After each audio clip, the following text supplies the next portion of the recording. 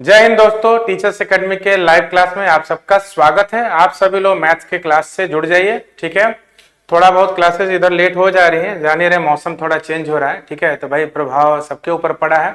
कुछ बच्चे भी हैं भाई पढ़ाई लिखाई में, उनके ऊपर भी प्रभाव पड़ा है। जैसे जो रेगुलर बच्चे आते थे उनकी भी संख्या में कमी आई है। थोड़ा नवरात्रि का भी सेशन चल रहा है तो उसका भी असर पड़ेगा ही, लेकिन चलिए कोई बात नहीं।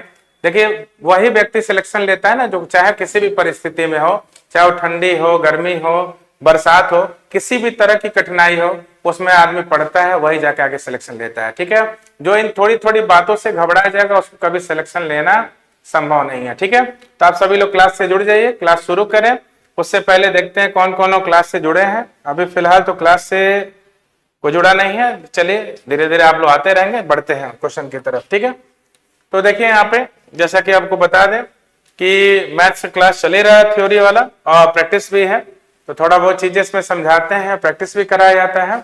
और यहाँ देख लीजिए आप लोग कि यूपी टेट 2026 नया बैच प्रारंभ। ठीक है, जिसमें आपको पूरा कोर्स दिया जाएगा, 10 मॉडल पेपर जो कि चल ही रहे हैं आपके, विषयवार नोट्स, लाइव एवं रिकॉर्डेड क्लासेस। ठीक है, और देखिए हमारी टीम है और लिखा भी गया श्योर सक्सेस स्ट्रेटेजी, यानी कि आपको सफल बनाने के लिए पूरी स्ट्रेटेजी लेकर आए हैं। देखते हैं कौन कौन लोग जुड़ गए हैं। ठीक है, शशांक मिश्रा जी जुड़ गए हैं। Good morning, very good morning Shashank ji, कैसे हैं आप, बताइए अपने बारे में। ठीक है, उम्मीद करते जहां होंगे आप भी मस्त होंगे, प्रसन्न होंगे। चलिए तो मैथ्स का सेशन शुरू करते हैं। देखिए सबसे पहले यहां पर दिया है पहला, यदि P का अर्थ प्लस है, Q का अर्थ माइनस है, R का अर्थ गुणा है और S का अर्थ भाग है, तो 20, देखिए 20 वहां लिख दिया गया है। ठीक ना, तो 20 R 5 P 10 Q 20 S 10, इसी का मान बताना है। ठीक है, तो चलिए देखते हैं कैसे बताना है, किस तरह बताना है, वो सारी चीजें आपके सामने अक्षर से बताएंगे। देखिए 20 है, 20 के बाद से R है। ठीक है, तो R का मतलब क्या है, R का मतलब है गुणा, R का मतलब है गुणा। ठीक है, फिर ध्यान दीजिएगा उस R के बाद 5 है। ठीक है, 5 के बाद देखिए यहाँ पे P है, P का अर्थ क्या हो जाएगा, P का अर्थ हो जाएगा प्लस। ठीक है, उसका से 10 है यहाँ पे। ठीक, उसका से Q है, Q का अर्थ क्या बताइए, माइनस है। ठीक है, फिर आ जाइए यहाँ पर 20, 20 के बाद ध्यान दीजिएगा यस है, यस का अर्थ क्या है बताइए, यस का अर्थ है भाग, यस का अर्थ क्या है बताइए, भाग है। और यहाँ पर हो गया 10, यहाँ पर क्या हो गया बताइए 10। ठीक है, तो इनको हम सॉल्व करेंगे। तो चलिए, हाँ पांडे जी रोज की तरह फिर से हाजिर हैं। ठीक है, स्वागत है आपका, गुड मॉर्निंग पांडे जी, और बाकी जो लोग भी क्लास देख रहे हैं सबका स्वागत है। ठीक है, तो चलिए देखें कैसे सॉल्व करेंगे। तो सबसे पहले भाग देंगे, फिर गुणा करेंगे, फिर जोड़ेंगे, फिर घटाएंगे। तो सबको मालूम है पूरी तरह बॉड मास का रूल क्या होता है। तो चलिए देखते हैं। सबसे पहले 10 से भाग दीजिए 20 में, 10 दूनी 20 हो गया। ठीक है, अब भाग देने के बाद गुणा का नंबर 20 25 100। ठीक है, 100 के बाद यहाँ पे प्लस 10 है, यहाँ पर माइनस 2 है, तो 100 में 10 जोड़ देंगे 110, 110 में से 2 घटा दीजिए, आंसर क्या हो गया बताइए 108। आंसर हो जाएगा ऑप्शन नंबर डी। आंसर क्या हो जाएगा, ऑप्शन नंबर डी। तो पहले नंबर वाले क्वेश्चन का आपका आंसर कौन सा हो गया, देखिए ऑप्शन नंबर डी 108 आंसर आएगा। तो सभी अक्षरों का अलग अलग यहाँ पे चिन्ह दिया था, P मतलब प्लस, Q मतलब माइनस, R मतलब गुणा, S मतलब भाग का चिन्ह, अब बस इनमें रख देना था, हमारा आंसर आ गया। आंसर कितना आ गया बताइए 108। ठीक है, चलिए बढ़ते हैं अगले क्वेश्चन की तरफ। ठीक है ना, ऐसे ही लाजवाब लाजवाब क्वेश्चन है। ठीक है, सभी लोग अपना बताते रहिए। पांडे जी देखिए एक्टिव है रोज की तरह। ठीक है, तो देखिए इन्होंने पहले का डी आंसर बताया, बहुत ही बढ़िया, बहुत ही लाजवाब। ठीक है, तो देखिए यहाँ पर देखिए क्या है, 1.36 पे बार है को साधारण भिन्न में बदलिए। तो आपको बता दो कि देखिए कभी भी एक अंक पे बार होता है ना, एक 9 नीचे लिखते हैं। ठीक है, जैसे 0.7 पे बार, गिनिए एक ही अंक है, एक बार है, तो एक ही 9 नीचे लिखेंगे। ठीक है, अगर मान लीजिए 0.3 पे बार है तो एक ही अंक है ना, तो एक 9 नीचे रखा जाएगा। ठीक है, लेकिन अगर 2 अंक पे बार हो, ठीक है, अगर यहाँ पे 2 अंक पे बार हो तो हम क्या करेंगे, 2 9 नीचे रखेंगे। ठीक है, कितना 9 नीचे रखेंगे, 2 9। तो बस काउंट कर लेना है, एक अंक पे बार तो एक 9 नीचे, 2 अंक पे बार तो 2 9 नीचे। अगर मान लीजिए कि अगर 3 अंक पे बार हुआ तो 3 अंक पे बार हुआ तो 3 अंक नीचे। ठीक है, काटना होगा तो काट सकते हैं, कोई दिक्कत नहीं। ठीक है, ये 3 से 9 कट ही जाएगा, ये भी कटेगा, आपको मालूम ही है। ठीक है, तो जब भी एक अंक पे बार होता है तो एक 9 नीचे रखते हैं, 2 अंकों पे बार होता है 2 9 नीचे रखते हैं। ठीक है, तो शुभम जी ने दूसरे का ये आंसर दे दिया है। ठीक है, तो चलिए, तो उसी तरह ध्यान दीजिए, यहाँ पर पूछा है 1.36 बार जो है 3 6 पे है, इसको कैसे करेंगे, 1 दशमलव की जगह प्लस हो जाएगा, 2 अंकों पे बार है तो 2 9 नीचे हो जाएगा, ठीक है, 2 अंकों पे बार तो 2 9 नीचे, तो हमेशा दशमलव जगह प्लस रख देते हैं। तो 9 चौको 36, 9 से 99 काटिए 11 हो गया, तो 11 एकम 11 और 4 कितना हो गया बताइए, 15/11। देखिए फटाक से आंसर लगाइए, आपका आंसर हो गया ऑप्शन नंबर ए। तो बहुत बढ़िया पांडे जी, आपका आंसर आ गया, दूसरे का ए है। चलिए बहुत ही बेहतरीन, लाजवाब, ठीक है। चलिए अब आ जाते हैं अगले क्वेश्चन की तरफ। ए अपने मासिक वेतन का 20% बचाता है, यदि उसका मासिक व्यय कितना है बताइए, 6000 है, तो उसकी मासिक बचत बताइए, ये पूछा है ना। तो ए अपने मासिक वेतन का कितना बचाता है बताइए, 20% बचाता है। यदि उसका मासिक व्यय 6000 है तो मासिक बचत बताइए। तो सबसे पहले ये बताइए, वेतन जो है 100% बोलेंगे और उसमें से 20% बचा रहा है, तो 100 में से अगर 20 बचाया तो मासिक व्यय कितना है, उसका खर्चा कितना है। तो 100 में से 20 घटा दीजिए, 80% खर्चा है। कितना खर्चा है बताइए, 80% खर्चा है, ठीक। तो अगर 80% खर्चा है जो कि कितने रुपए के बराबर है, 6000 के, तो यहाँ देखिए 80% बराबर 80% जो व्यय है वो रुपए में कितना है बताइए, 6000, ठीक है। कितना है बताइए, 6000 है। और पूछ रहा है कि उनका मासिक बचत बताइए, तो मासिक बचत का मतलब क्या हो गया, मासिक बचत का मतलब 20% का वैल्यू पूछ रहा है। तो ध्यान दीजिएगा कि 80 का 1/4 कितना होता है, 20। अगर बाएं तरफ 1/4 हुआ तो दाहिने तरफ भी 1/4 होगा। 6000 का 1/4 कितना हो जाएगा बताइए, 1500। देखिए बढ़िया क्वेश्चन था, आंसर हो जाएगा ऑप्शन नंबर ए। आंसर कौन सा हो जाएगा बताइए, ऑप्शन नंबर ए हो जाएगा। तो कैसे हमने बताया, ध्यान दीजिएगा, वेतन को कभी भी 100% मान लेते हैं, बचत है 20%। आप खुद बताइए, 100 में से अगर आप 20 बचत कर रहे हैं, यानी 100 रुपए लेके गए थे मार्केट, 20 बचत कर रहे हैं, तो आपने खर्चा कितना कर दिया था, 80% कर दिया था। और जो 80% खर्चा किया था महीने का वो 6000 है, ठीक है। फिर पूछ रहा है कि कुल वेतन नहीं पूछ रहा है, पूछ रहा है बचत बताइए। तो बचत कितना है बताइए, 20% है। बचत कितना है, 20% है। तो 80% अगर 6000 के बराबर, तो 20% 80 का 1/4 है। अगर बायां पक्ष 1/4 तो दाहिने पक्ष भी 1/4, 6000 का 1/4, आंसर कितना हो जाएगा, 1500, ठीक है। तो तीसरे नंबर वाले क्वेश्चन का आंसर हो गया ऑप्शन नंबर ए। बहुत बढ़िया शुभम जी, बहुत ही लाजवाब, ठीक है। बढ़ते हैं अगले क्वेश्चन की तरफ, ध्यान दीजिएगा। 6 क्रमिक सम संख्याओं का औसत 25 है। तो हमने बताया भी था कि ये क्वेश्चन एग्जाम में बहुत ज्यादा पूछता है, तो इस पर थोड़ा सा विशेष फोकस रहे। तो चलिए देखिए, तो देखिए यहाँ पर ध्यान देना है कि यहाँ जो संख्या है सम है कि विषम है। तो 6 आप अच्छी तरह जानते हैं कि 6 क्या है, सम है, ठीक है। तो जब भी यहाँ पर संख्या हो, 6 हो, 8 हो, 10 हो, अगर सम हो, ठीक है ना, तो क्या करना है, जो भी औसत है यानी कि 25 है, देख लेंगे 25 किसके किसके बीच में आता है। तो 25 किसके किसके बीच में आता है, 25 24 के, यानी 25 के पहले 24 होता है, 25 के पहले क्या होता है, 26 होता है, ठीक है।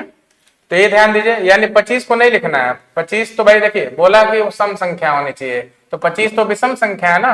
तो 25 किसके किसके बीच में आता है, 24 और 26 के बीच में। हमने यहाँ पर 24 लिख लिया और 26 लिख लिया। टोटल संख्याएं कितनी लिखनी है, 6 लिखनी है। 6 में से हमने 2 लिख लिया है, बचा कितना है, 4, ठीक है। और इन 4 में से आधा आधा, यानी 2 इस साइड लिख लेंगे, 2 इस साइड लिख लेंगे, ठीक है। तो 24 में से 2 गया 22, 22 में से 2 गया 20, ठीक है। तो हमने 4 में से आधा 2 इधर लिख लिया और आधा इधर लिखेंगे। 26 में 2 जोड़ दीजिए 28, 28 में 2 जोड़िए 30, ठीक है। तो 6 की 6 सम संख्याएं हो गई। उसके बाद से क्या करना है, ध्यान दीजिएगा, उसके बाद से हमको करना क्या है, सबसे बड़ी संख्या में से सबसे छोटी संख्या घटा देना है। तो सबसे बड़ी संख्या 30 है, इसमें से 20 घटा दो, आंसर कितना आ गया हमारा, 10, ठीक है। तो सबसे बड़ी संख्या और छोटी संख्या का अंतर कितना हो जाएगा, 10 हो जाएगा, ठीक है। तो आप सभी लोगों ने देखा आंसर क्या हो जाएगा, चौथे का ऑप्शन नंबर बी, ठीक है। चलिए अब बढ़ते हैं अगले क्वेश्चन की तरफ, देखते हैं अगला क्वेश्चन क्या है। देखिए तो ये बढ़िया क्वेश्चन है आपका, ठीक है। दिया है कि यदि 3x, हाँ चलिए बहुत बढ़िया शुभम जी, चौथे का बी आंसर हो जाएगा, ठीक। अब देखिए 3x ऋण y, ये ब्रैकेट के अंदर है। फिर यहाँ देखिए अनुपात का चिन्ह है, x + 5y, ये भी ब्रैकेट में इक्वल टू 5:7, और पूछ रहा है 5:7। तो बताइए x धन y अनुपात x - y का मान क्या होगा, ठीक है। तो कैसे करेंगे, चलिए देखिए, इस तरह क्वेश्चन जब भी आए तो इनको बटे में कर लेते हैं। देखिए 3x ऋण y, ये ब्रैकेट में है, बटे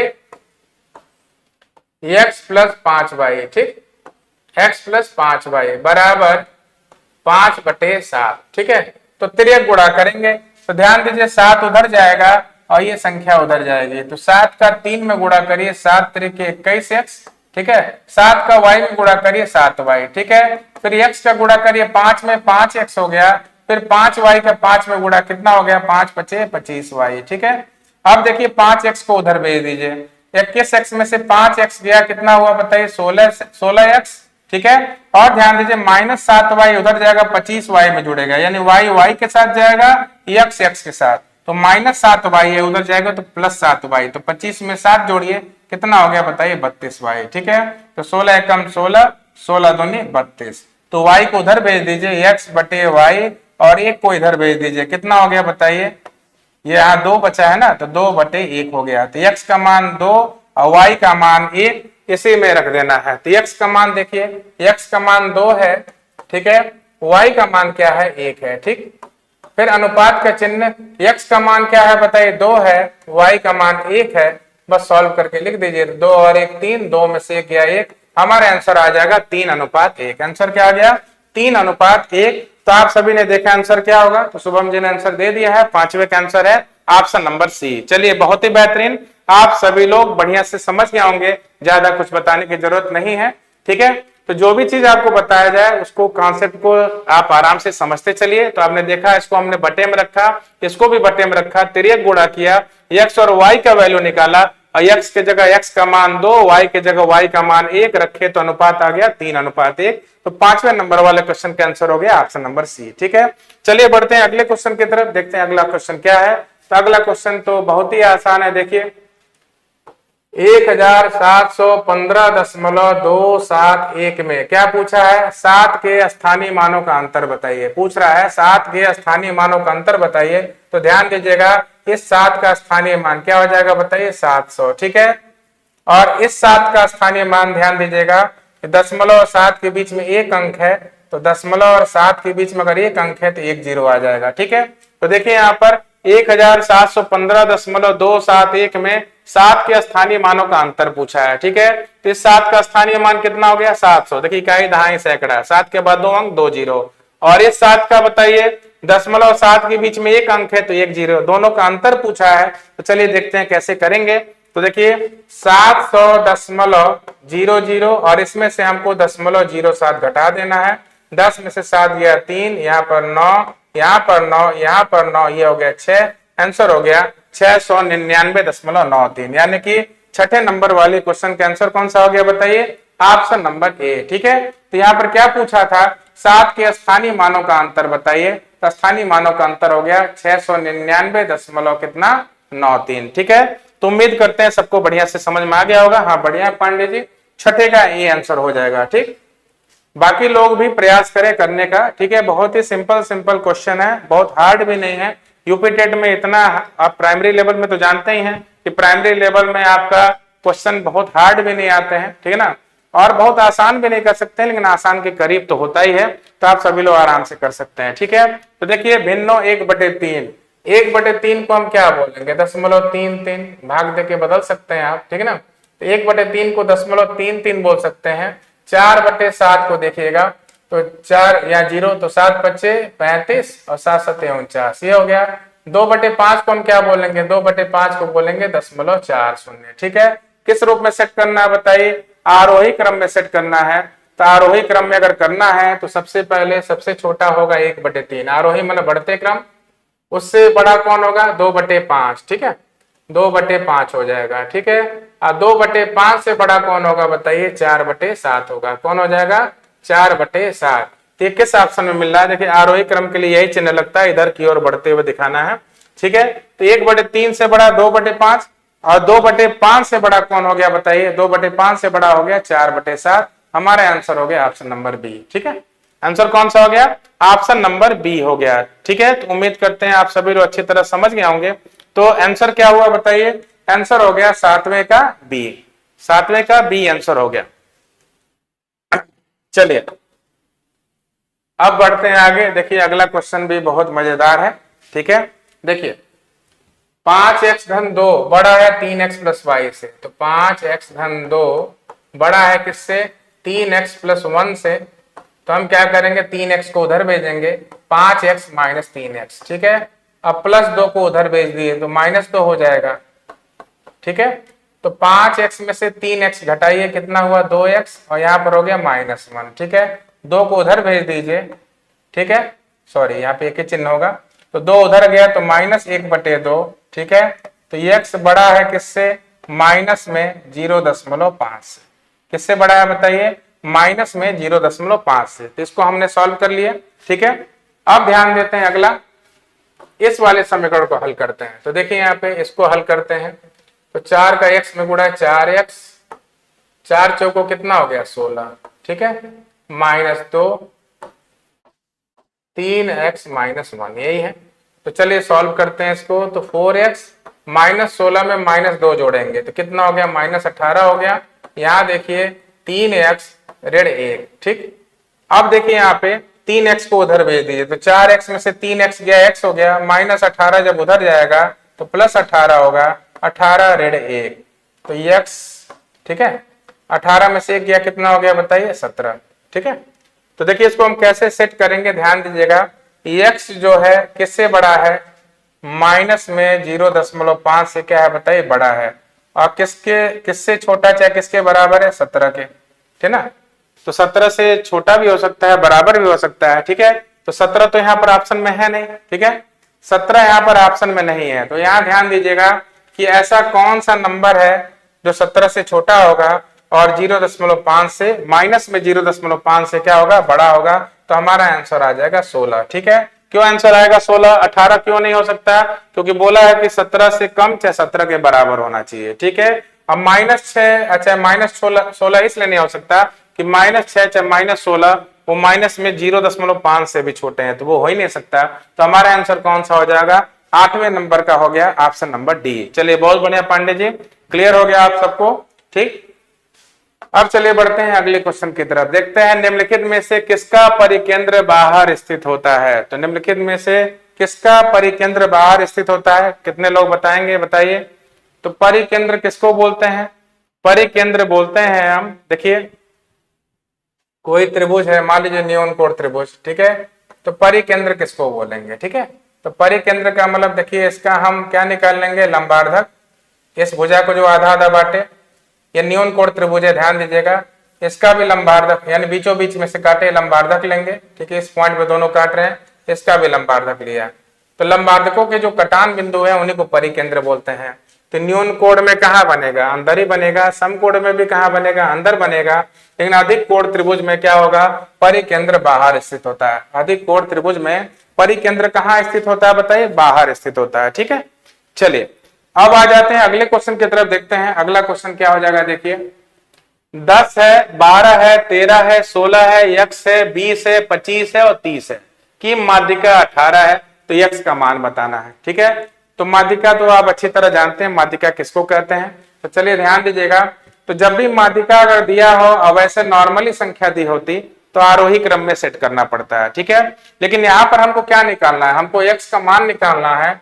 तो जब भी कोई नंबर ऐसा जो गायब हो तो ऑलरेडी यहाँ पे पहले से आरोही सेट करके दिया रहता है। देखिए 10 से बड़ा 12, 12 से बड़ा 13, 13 से बड़ा 16, 16 से बड़ा x, x से बड़ा 20, 20 से बड़ा 25, 25 से बड़ा 30, ठीक है। तो यहाँ पे पहले से आरोही क्रम सेट किया है, आरोही क्रम सेट करने की जरूरत नहीं है। तो देखिए यहाँ पर हम क्या करेंगे, यहाँ पर हमको करना कुछ नहीं है विशेष, यहाँ पर देखना है काउंट करके कितनी संख्या है, 1 2 3 4 5 6 7 और 8, ठीक है। तो गिनने पे अगर संख्याएं कितनी है, 8 है, यानी गिनने पे कभी भी संख्या अगर सम हो, क्या हो, सम हो, तो उस परिस्थिति में हमेशा ध्यान दीजिएगा दो संख्याएं बीचों बीच में होती हैं। कितनी संख्याएं बीचों बीच में होती हैं, दो संख्याएं। तो ध्यान दीजिएगा कौन कौन सी दो संख्याएं बीच में, इधर से 3 हटा दीजिए, इधर से 3 हटा दीजिए, कौन कौन सी दो संख्याएं बीच में है, 16 और x, ठीक है। और इनका अगर माध्यिका निकालना है, इन दोनों को जोड़ के 2 से भाग दे दीजिए, यानी 16 और x को जोड़ के किससे भाग दे दीजिए, 2 से भाग दे दीजिए, तो माध्यिका आ जाएगा। माध्यिका पहले से इस क्वेश्चन में दे दिया है, माध्यिका कितना है 18। तो 16 धन x बराबर 2 उधर जाएगा, तो 2 गुणे 18 कितना हो जाएगा बताइए, 18 दूनी हो गया 36, ठीक है। और x बराबर ध्यान दीजिएगा 36 है, 16 उधर जाएगा तो क्या हो जाएगा बताइए, हो जाएगा 20, तो x का वैल्यू क्या हो जाएगा, x का वैल्यू हो जाएगा 20। तो 10वें नंबर वाले क्वेश्चन का आंसर हो गया ऑप्शन नंबर बी। तो चलिए बहुत ही बेहतरीन पांडे जी आपने आंसर बताया, ठीक है। 10वें का बी आंसर हो जाएगा, ठीक है। तो यहाँ पर माध्यिका निकालना था। संख्या अगर 8 है तो दो संख्या बीचों बीच की, उनको जोड़ के 2 से भाग देंगे, माध्यिका आ जाएगा। माध्यिका 18 है, सॉल्व किया तो x का मान आ गया। x का मान कितना आ गया बताइए, 20, ठीक है। चलिए अब बढ़ते हैं अगले क्वेश्चन की तरफ, देखते हैं अगला क्वेश्चन क्या है। देखिए निम्नलिखित में से स्थिति माध्य कौन है, तो इसमें बता दें स्थिति माध्य है माध्यिका। कौन है बताइए, माध्यिका क्यों है, अभी देख लीजिए। यहाँ पर अगर हम बात करें तो माध्यिका जो भी होती है स्थिति पर डिपेंड होता है। देखिए उसकी स्थिति कहाँ है, तो माध्यिका हमेशा बीचों बीच में होती है, तो उसी को हम बोलते हैं स्थिति माध्यिका, ठीक है ना। तो यहाँ पर आंसर कौन सा हो जाएगा बताइए, यहाँ पर आंसर हो जाएगा कि स्थिति माध्य किसको बोलते हैं, माध्यिका को बोलते हैं, ठीक है। समांतर माध्य जो होता है स्थिति पर नहीं होता है, बहुलक होता है स्थिति पर। कैसे होता है, कौन सा नंबर ज्यादा से ज्यादा बार आया है तो उसी को हम क्या बोलते हैं कि वो स्थिति पर आधारित है, ठीक है। तो चलिए ध्यान देते हैं यहाँ पे। तो स्थिति माध्य कौन है, माध्यिका। माध्यिका की हम स्थिति देखते हैं भाई, वो ठीक बीचों बीच में होती है। विषम संख्या में भी स्थिति देख के करते हैं, सम संख्या में भी स्थिति देख के करते हैं। तो यही हमारा आंसर हो जाएगा 11 का बी, ठीक। चलिए बढ़ते हैं अगले क्वेश्चन की तरफ, ध्यान देते हैं। पी क्यू आर में, त्रिभुज पी क्यू आर में पी क्यू बराबर 4 सेंटीमीटर, पी आर बराबर 6 सेंटीमीटर, ठीक है, और क्यू आर बराबर 3 सेंटीमीटर। तो निम्नलिखित में से कौन सा सत्य है, ये पूछ रहा है कि निम्नलिखित में से कौन सा सत्य है। तो देखिए ये जो क्वेश्चन है ध्यान दीजिएगा। त्रिभुज क्या है बताइए, त्रिभुज है पी क्यू आर। त्रिभुज क्या है बताइए, पी क्यू आर है। इसमें सबसे बड़ा कौन है, ध्यान देते हैं। सबसे बड़ा इसमें पी आर है, ठीक है। तो पी क्यू आर, ठीक है ना, तो पी आर हो जाएगा, ये बड़ा हो जाएगा, ठीक है।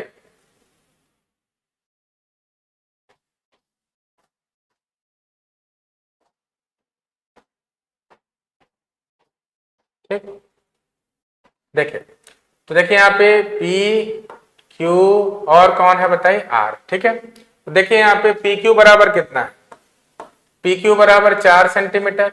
पी आर कितना है बताइए, पी आर है 6 सेंटीमीटर, ठीक। और क्यू आर कितना है बताइए, क्यू आर है 3 सेंटीमीटर, क्यू आर है 3 सेंटीमीटर। तो पूछा है कि इनमें से कौन सा सत्य है, ठीक है। पूछ रहा है कि इनमें से कौन सा सत्य है। तो 12वें का डी, हाँ कौन बता सकता है, हमने सोचा कोई और बताया होगा। तो एकमात्र हमारे पांडे जी हैं जो हमेशा लगातार जुड़े रहते हैं बहुत बढ़िया से कायदे से, ठीक है। तो चलिए देखते हैं यहाँ पे। देखिए तो यहाँ बोला Q इक्वल टू आर, तो Q इक्वल टू आर हो ही नहीं सकता। देखिए ये Q और R इक्वल तब हो सकते थे अगर आमने सामने की भुजाएं बराबर हो, तो आमने सामने के कोण भी क्या होंगे, बराबर होंगे, ठीक है। फिर बोला है R छोटा है P से, ध्यान दीजिएगा। R जो है छोटा है किससे बताइए, P से, ठीक है। R छोटा है P से। तो आपको मैं बता दूं कि R जो है बड़ी भुजा के सामने है और P जो है छोटी भुजा के सामने है। तो जो बड़ी भुजा के सामने होता है वो बड़ा होता है, तो यहाँ पर R बड़ा होगा और यहाँ पे R को छोटा कर दिया तो गलत हो जाएगा। फिर ध्यान दीजिए C वाला, R बड़ा है Q से, बोल रहा है कि R किससे बड़ा है बताइए, Q से बड़ा है। तो देखिए Q जो है क्या बताइए, Q जो है बड़ी संख्या के सामने है, यानी बड़ी भुजा के सामने है, तो वो बड़ा होना चाहिए। और R जो है छोटी भुजा के सामने है, तो R छोटा होना चाहिए, तो ये भी गलत है। तो इस तरह अगर देखा जाए तो आंसर कौन सा हो जाएगा हमारा, ऑप्शन नंबर डी हो जाएगा। देखिए कैसे होगा, Q बड़ी भुजा के सामने है और R जो है छोटी भुजा के सामने है, तो बड़ी भुजा के सामने वाला कोण बड़ा होता है, यानी कोण Q बड़ा हो जाएगा। तो 12 नंबर वाले क्वेश्चन का आंसर हो जाएगा ऑप्शन नंबर डी। तो चलिए बहुत बढ़िया, बहुत ही शानदार, पांडे जी आपने आंसर दिया 12 का डी।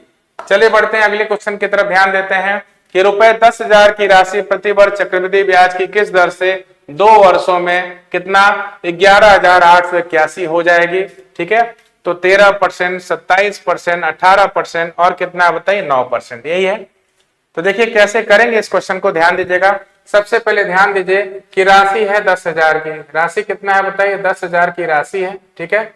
और पूछा है कि चक्रवृद्धि ब्याज की किस दर से 2 वर्षों में, तो 2 वर्षों में 11,881 हो जाएगी, ये पूछा है। तो देखिए इस तरह क्वेश्चन जब भी करना हो तो कैसे करेंगे। देखिए 10,000 रुपए की धनराशि है, ये 11,881 रुपए की धनराशि। अगर 2 वर्ष है तो दोनों का वर्गमूल कर लेंगे, क्या कर लेंगे, वर्गमूल।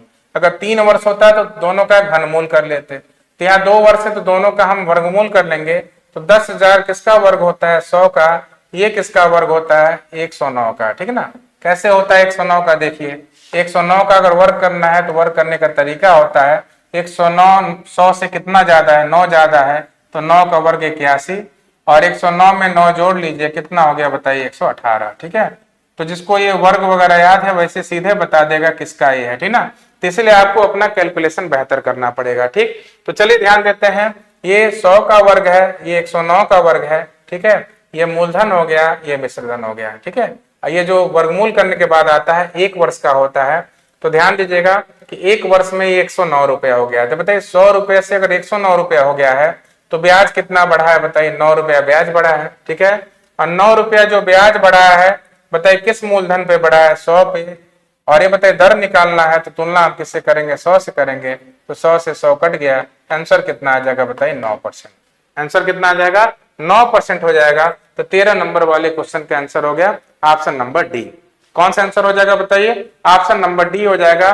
तो कैसे करेंगे इस क्वेश्चन को? 2 वर्ष है तो दोनों का हम क्या कर देंगे? वर्गमूल। देखिए यहाँ पे 100 है, यहाँ 109 है। अगर आपके पास 100 रुपए है, 109 रुपया हो गया, तो ब्याज कितना बढ़ा है? 9 रुपया बढ़ा है। 9 रुपया कहां से बढ़ा है? 100 से बढ़ा है। तो ब्याज की तुलना जब मूलधन से करते हैं, 100 से गुणा करते हैं प्रतिशत में बदलने के लिए, तो वहीं पर हमारा दर निकलता है। क्या निकलता है? दर। तो दर कितना हो जाएगा? यहाँ पे 9% हो जाएगा। ठीक है। चलिए बढ़ते हैं अब अगले क्वेश्चन की तरफ ध्यान देते हैं। अगला क्वेश्चन क्या है देखिए, यदि एक समकोणीय वृत्तीय शंकु से घुमावदार सतह का क्षेत्रफल, देखिए कितना बढ़िया क्वेश्चन बना है, घुमावदार सतह बोला है। तो घुमावदार सतह का क्षेत्रफल 2310 सेंटीमीटर स्क्वायर है।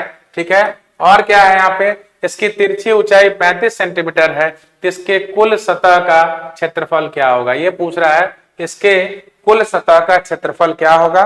तो चलिए ध्यान देते हैं कैसे निकालना है। तो देखिए घुमावदार सतह से क्या मतलब है? घुमावदार सतह का मतलब ध्यान दीजिएगा, एक समकोणीय क्या है बताइए? वृत्तीय शंकु है। तो समकोणीय क्यों बोलते हैं? यहाँ पे जब हम यहाँ पे ऊंचाई खींचेंगे, ठीक है ना, अगर यहाँ पे ऊंचाई ड्रा करेंगे और त्रिज्या बनाएंगे और ये तिरछी ऊंचाई, समकोण होता ही है। अब घुमावदार सतह का क्षेत्रफल मतलब इसके वक्र पृष्ठ की बात कर रहा है। तो घुमावदार सतह यानी शंकु के वक्र पृष्ठ का क्षेत्रफल, शंकु के वक्र पृष्ठ का क्षेत्रफल कितना दिया है बताइए? 2310 सेंटीमीटर स्क्वायर। ठीक है। वक्र पृष्ठ के क्षेत्रफल का सूत्र क्या होता है बताइए? पाई आर एल होता है। ये सूत्र होता है, सूत्र आपको याद करना पड़ेगा। ठीक है। अब देखिए पाई का मान कितना हुआ? 22/7 गुणे आर। यल कितना दिया है? यल दिया है यहाँ पर 35 बराबर 2310। चलिए सॉल्व करते हैं। इससे क्या निकल जाएगा? इससे आर निकल जाएगा। इससे क्या निकलेगा बताइए? आर निकल जाएगा।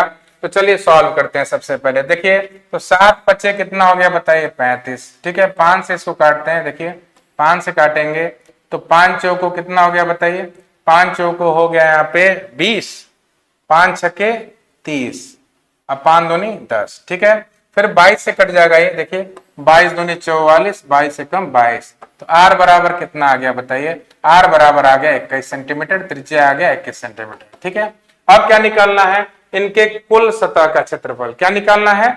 इनके कुल सतह का क्षेत्रफल निकालना है। इनके कुल सतह का क्षेत्रफल क्या होता है? शंकु के पाई आर ब्रैकेट में एल प्लस आर। क्या होता है बताइए?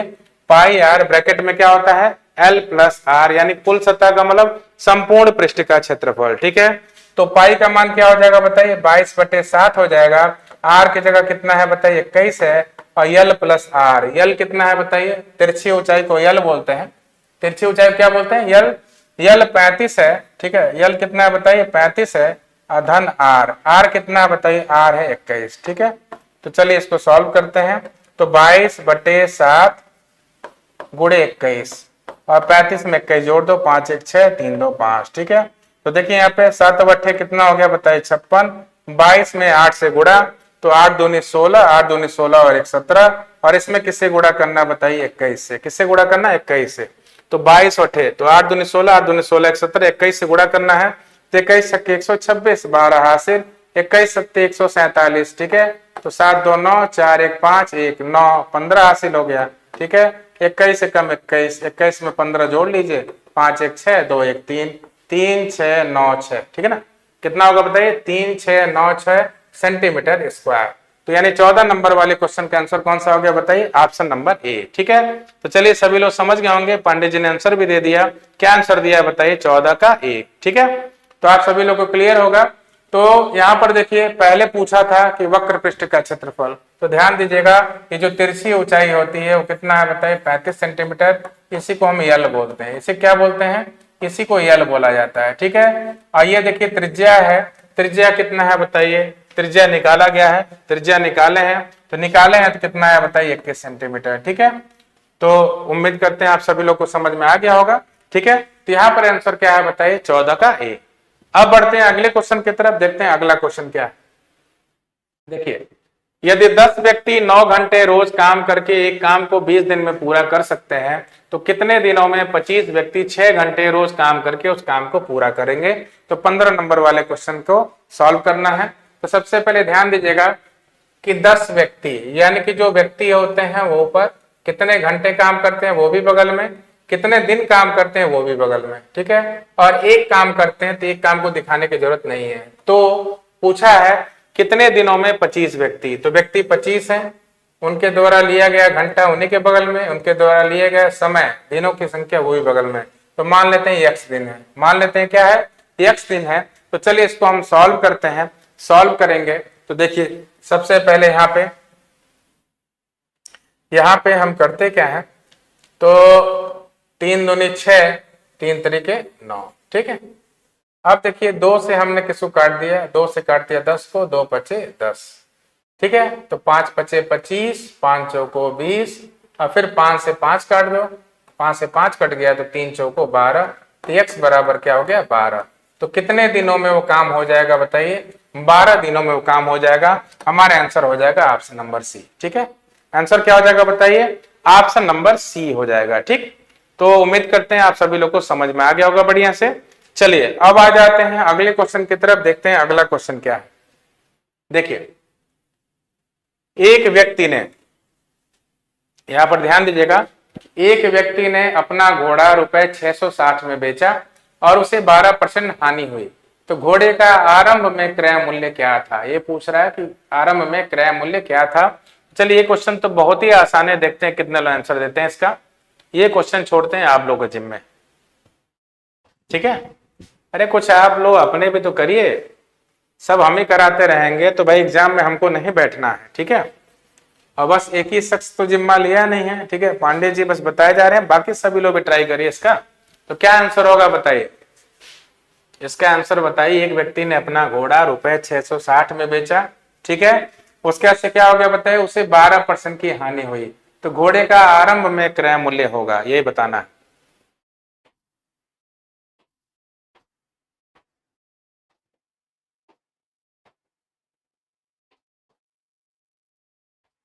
चलिए तो अभी तो आंसर नहीं आया, ध्यान दीजिए।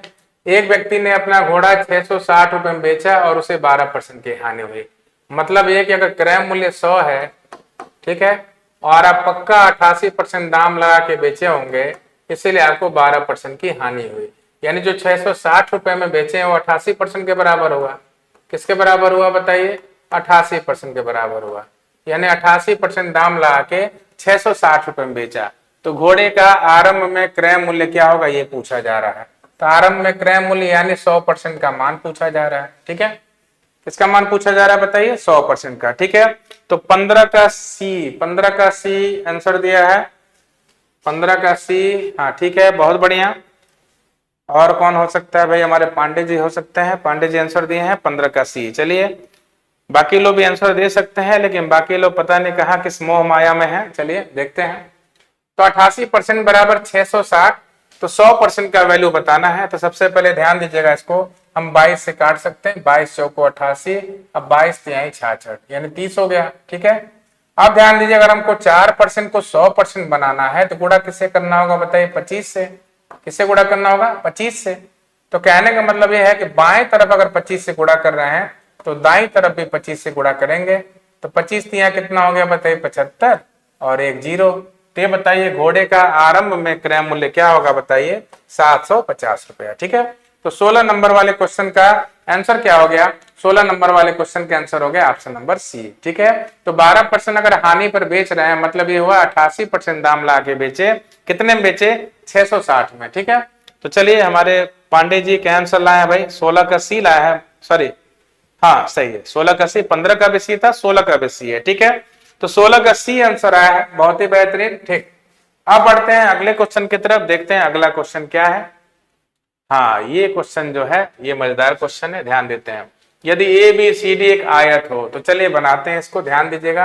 आप लोग नहीं बता रहे हैं कोई बात नहीं, लेकिन कम से कम ध्यान दीजिएगा। ठीक है, क्वेश्चन बहुत मजेदार है। तो देखिए एक आयत है ए बी सी डी। ठीक है, देखिए ए बी और क्या बताइए सी है, और क्या बताइए डी है, आयत। ठीक, उसके बाद इसमें ध्यान दिया है, ध्यान दीजिएगा कि पी क्यू आर और एस क्रमशः A B B C C D तथा डी ए के मध्य बिंदु है। तो पी किसका मध्य बिंदु है? ध्यान दीजिए, पी जो है ए बी का मध्य बिंदु है। किसका मध्य बिंदु है? ए बी का। ठीक है, अब ध्यान दीजिए क्यू किसका मध्य बिंदु है? बीसी का, बीसी का मध्य बिंदु। ठीक है, तो क्यू हो गया बीसी का मध्य बिंदु। आर किसका मध्य बिंदु है? सीडी का, आर जो है सीडी का मध्य बिंदु है। ठीक है, और यस किसका है बताइए? डीए का। ठीक है, यस किसका मध्य बिंदु है बताइए? डीए का है। ठीक, तो अगर मध्य बिंदु हम बना रहे हैं तो एक काम कर सकते हैं, उनको आधा आधा दिखा सकते हैं। ठीक है, तो मान लेते हैं कि अगर मध्य बिंदु दिखा रहे हैं तो मान लेते हैं ये दूरी भी एक्स है और ये दूरी भी क्या है बताइए? एक्स है। ठीक है, तो ये बताइए आमने सामने आयत में बराबर ही होता है, अगर ये एक्स तो ये भी एक्स होगा और ये भी क्या हो जाएगा बताइए? एक्स हो जाएगा। ठीक, इधर हम दूसरी भुजा दिखाएंगे, एक्स नहीं दिखाएंगे, कारण ये चौड़ाई है। तो अगर आधा आधा बांट रहा है तो ये वाई और ये भी क्या हो जाएगा बताइए? वाई। मध्य बिंदु तो आधा आधा बांटेगा ना, और इधर वाई है तो इधर भी क्या होगा बताइए? वाई होगा, और इधर भी क्या हो जाएगा बताइए? वाई हो जाएगा। यही है। ठीक, अब ध्यान दीजिएगा कि तो चतुर्भुज पी क्यू आर एस का क्षेत्रफल बताना है। किसका क्षेत्रफल बताना है? पी क्यू आर एस का क्षेत्रफल बताना है। तो हम पी क्यू आर एस को आपस में मिला देते हैं, पी क्यू, ठीक है ना, आर और क्या है बताइए? एस। ठीक है, इसी का क्षेत्रफल बताना है। ठीक, तो इसका क्षेत्रफल कैसे बताएंगे वो मैं आपको बता दे रहा हूं। देखिए यहाँ पे पूरे आयत के क्षेत्रफल में से, पूरे आयत के क्षेत्रफल में से इन चारों त्रिभुजों को अगर हम हटा दें, चारों त्रिभुजों को हटा दें तो अंदर वाला हिस्सा आ जाएगा। क्या आ जाएगा बताइए? अंदर वाला हिस्सा आ जाएगा। तो कैसे आएगा ध्यान दीजिएगा। सबसे पहले देखिए यहाँ पे कैसे किया जाएगा, तो वो हम आपको बता देते हैं। तो देखिए यहाँ पे कैसे आएगा। तो सबसे पहले ध्यान दीजिएगा कि ये आप जानते हैं कि 90 डिग्री होता है। क्या होता है बताइए? 90 डिग्री। ये भी क्या है बताइए? 90 डिग्री। ये भी क्या है? 90 डिग्री। तो ये लंब का काम कर रहा है, ये किसका कर रहा है काम? आधार का। तो इसका क्षेत्रफल कितना होगा बताइए? 1/2 लंब गुणे आधार। इसका भी वही होगा, 1/2 एक्स गुणे वाई। देखिए लंब एक्स है और आधार वाई है। इसका भी वही होगा, लंब एक्स है आधार वाई है, तो 1/2 एक्स गुणे वाई। ठीक, इसका भी देखिए, इसका भी वही होगा, 1/2 गुणे एक्स गुणे वाई। ठीक है, तो हमको क्या निकालना है? अंदर वाले चतुर्भुज यानी पी क्यू आर एस का क्या निकालना है? हमको क्षेत्रफल निकालना है। तो हम क्या करेंगे?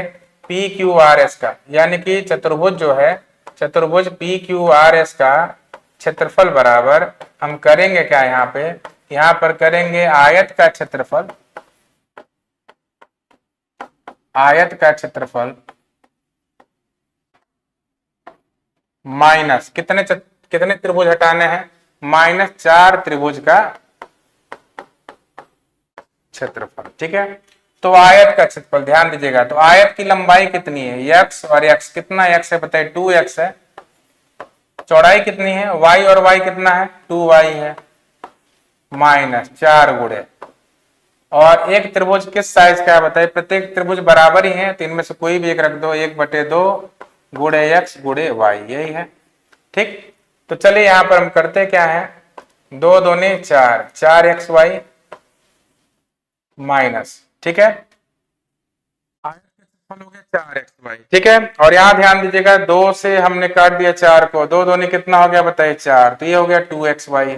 कितना हो गया? 2xy। तो 4xy में से 2xy गया, कितना आ जाएगा बताइए? 2xy आ जाएगा। ठीक है, अब थोड़ा ध्यान दीजिएगा, आयत का नाम क्या है? आयत है ABCD। तो आयत ए बी सी डी का क्षेत्रफल जो है, ए बी सी डी का जो क्षेत्रफल है, यहाँ पर क्या था बताइए, यहाँ पर 4xy है, क्या है बताइए 4xy है, और यहाँ पर आंसर क्या आया बताइए, इसका पी क्यू आर, इसका क्षेत्रफल कितना है 2xy आया है। तो आप देख रहे होंगे 4xy का 2xy आधा होगा, कैसे, अगर हम इसमें 2 से भाग देते तो आधा हो जाएगा, नहीं हो जाएगा, तो हम क्या लिख सकते हैं बताइए, हम लिख सकते हैं कि पी क्यू आर एस का क्षेत्रफल, पी क्यू आर एस का जो क्षेत्रफल है किसका आधा है बताइए, 4xy का आधा 2xy है ना, तो आयत ए बी सी के क्षेत्रफल का आधा है, यानी कि हम बोल सकते हैं 1/2 ए बी सी डी का क्षेत्रफल। ये किस ऑप्शन में है, ध्यान दीजिएगा, ये किस ऑप्शन में है, हमारा है ऑप्शन नंबर बी में। ठीक है, तो 17 नंबर वाले क्वेश्चन का आंसर कौन हो गया, ऑप्शन नंबर बी हो गया। तो आप सभी लोग समझ गए होंगे कि 17 नंबर वाले क्वेश्चन का आंसर हो गया ऑप्शन नंबर बी, यानी इस पूरे आयत में से अगर इन त्रिभुजों को हम हटा देंगे, ध्यान दें, इन त्रिभुजों को हटा देंगे, ठीक है, तो हमने क्या किया, इन चारों त्रिभुजों को हटाया, एक त्रिभुज का क्षेत्रफल 1/2 xy, तो 4 त्रिभुज का 2xy, अब पूरे आयत में से 2xy निकल गया तो 2xy बचा, और जो कि आयत का आधा है, किस आयत का, एबीसीडी का, तो आयत का आधा किस ऑप्शन में है बताइए, ऑप्शन नंबर बी में। ठीक है, तो उम्मीद करते हैं सभी लोग समझ गए होंगे। चलिए बढ़ते हैं अगले क्वेश्चन की तरफ, देखते हैं अगला क्वेश्चन क्या है। ठीक है, आप देखिए, इसको बस सरल करना है, इस क्वेश्चन में कुछ नहीं है, देखते हैं कितने लोग बताते हैं इसको। इस क्वेश्चन में कोई दम नहीं है, तो x+3 का होल स्क्वायर प्लस x-1 का होल स्क्वायर, इसके बारे में बताइए। यहाँ ध्यान दीजिए, ये a+b का होल स्क्वायर है, और क्या है बताइए, a-b का होल स्क्वायर है। तो इस क्वेश्चन को तो जरूर आप लोग बता सकते हैं। 18 नंबर वाला क्वेश्चन कितने लोग बताएंगे, प्रयास करिए, सभी लोग कोशिश करिए। क्या हो जाएगा, 17 का b, 17 का b कौन बता रहा है, शुभम जी बता रहे हैं, चलिए। अच्छा 17 पिछला था ना, हाँ ठीक है, 17 का b, इसका बताइए 18 का कितने लोग बताएंगे। बहुत सिंपल है, ये नहीं बता पाएंगे कुछ नहीं बताएंगे। ये a+b का होल स्क्वायर है, ये क्या है बताइए, a-b का होल स्क्वायर है, बस क्या करना है, जोड़ देना है। ठीक है, तो जोड़ देंगे तो आंसर आ जाएगा। तो चलिए हम ही बताते हैं, देखिए a+b का होल स्क्वायर मतलब x² प्लस b के रूप में 3² प्लस 2ab, यानी 2 गुणे x गुणे 3, ठीक है, प्लस ये a-b का होल स्क्वायर है, तो क्या होता है, a² plus b² minus 2ab, यानी कि x² प्लस 1 का स्क्वायर 1 माइनस 2ab, यानी कितना हो जाएगा बताइए 2x। ठीक है, तो चलिए ध्यान देते हैं, इसको सॉल्व करेंगे। तो x² 3 का वर्ग कितना हो गया बताइए 9, 2 तिहाई कितना हो गया बताइए 6x, और यहाँ ध्यान दीजिए x² प्लस 1 माइनस 2x, यही है। तो चलिए इसको हम हल करते हैं। तो x² कितना हो गया बताइए 2x² हो गया, 6x में से 2x घटा दो कितना हो गया बताइए 4x हो गया। ठीक है, अब 9 में 1 जोड़ दो कितना हो गया बताइए 10 हो गया। तो क्या 2 कॉमन कर सकते हैं इसमें से, चलिए हम 2 को कॉमन कर लेते हैं यहाँ पे।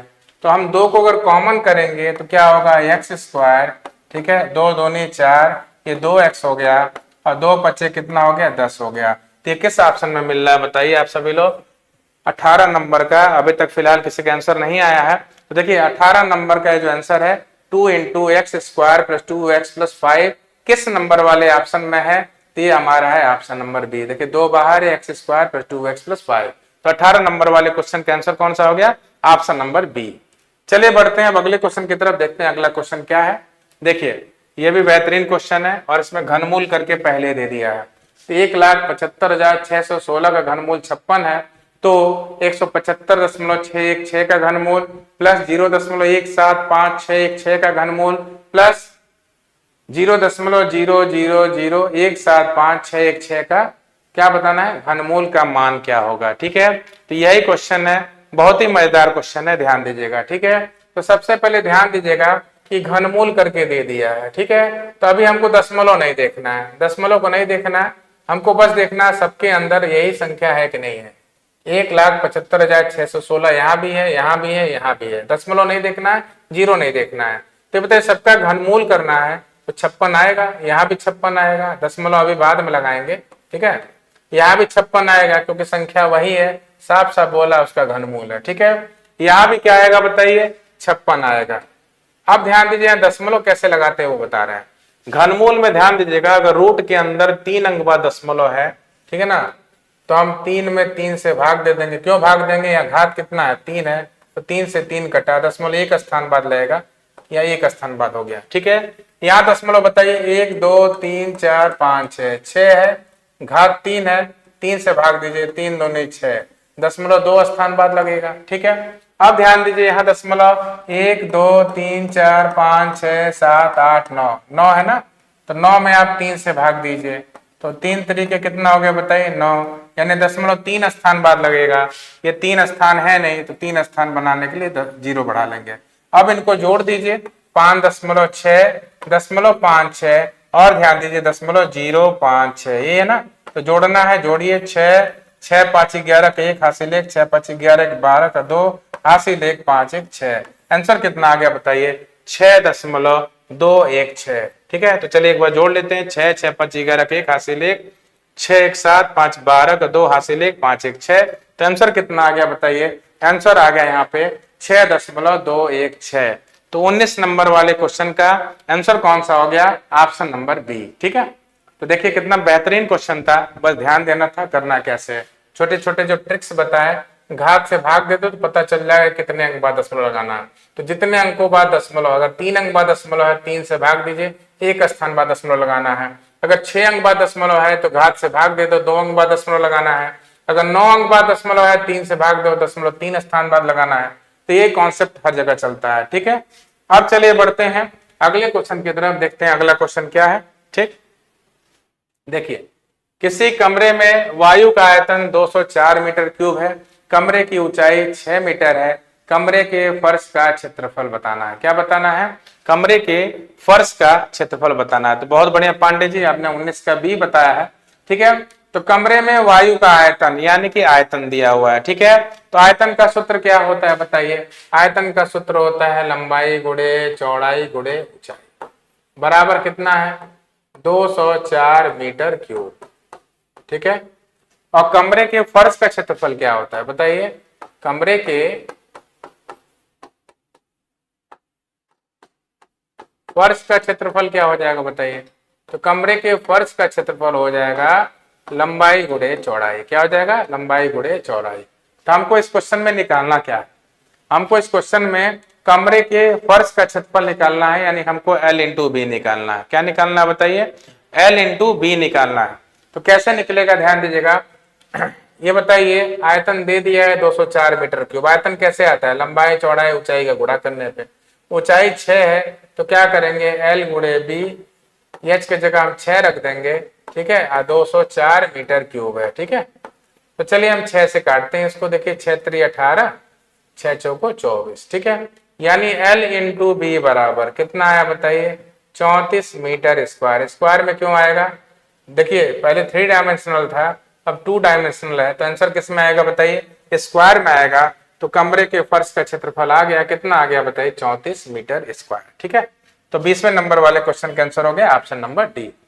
ठीक है, तो लगभग हम सारे आपके जितने भी प्रीवियस ईयर पेपर है सॉल्व करा चुके हैं, और इधर हम 20-20 क्वेश्चन का प्रैक्टिस सेट रख रहे हैं। ठीक है, और फिर इसके से आगे क्या करेंगे, क्वेश्चन हम खुद से बनाएंगे सारी चीजों का, और उसका से आपसे क्वेश्चन कराते रहेंगे, जैसे एग्जाम के पॉइंट ऑफ व्यू से जो भी आपके लिए इंपॉर्टेंट होंगे। ठीक है, तो उन क्वेश्चन को आपको हमेशा कराया जाएगा। ठीक है, और खूब विधिवत तरीके से सारी चीजें बताई जाएंगी, लेकिन सबसे ज्यादा अनिवार्य है कि आप सभी लोग क्लास में ज्यादा से ज्यादा संख्या में जुड़े। जब क्लास में आएंगे नहीं तो पता ही नहीं चलेगा क्लास में बेहतर तरीके से क्या जानकारी दी जा रही है। और आपको मैं बता दूं कि मैं गारंटी देता हूं कि क्लास में आएंगे तो कुछ ना कुछ आप जरूर नया पाएंगे। ठीक है ना, कुछ आपका जाएगा नहीं, कुछ मिलेगा ही जरूर। ठीक है, तो क्लास में आप सभी लोग ज्यादा से ज्यादा संख्या में जुड़े, क्लास को ज्यादा से ज्यादा संख्या में लाइक करें, शेयर करें, सब्सक्राइब करें, और जो भी ऑफलाइन क्लास के इच्छुक हैं वो टीचर्स एकेडमी के लिंक पे जाके कॉन्टेक्ट नंबर भी दिया रहता है, उनसे भी जाके संपर्क कर सकते हैं। ठीक है, तो आज की क्लास में बस इतना ही। थैंक यू वेरी मच, आप सभी लोग से मिलकर अच्छा लगा।